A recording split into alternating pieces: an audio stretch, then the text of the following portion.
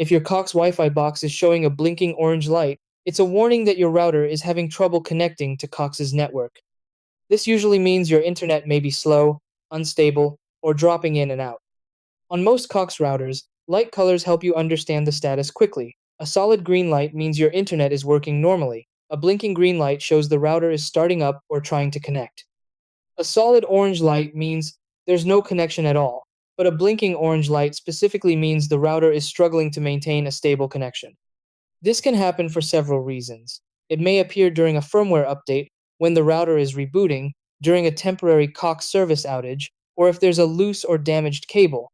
Sometimes overheating or poor router placement can also weaken the signal and trigger connection instability.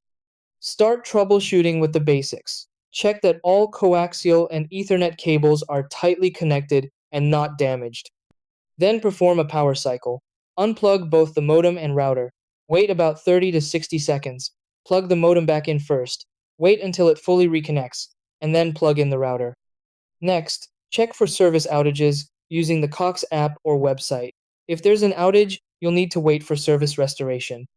Also, make sure your router is placed in an open, central location away from walls, metal objects, and other electronics that can cause interference.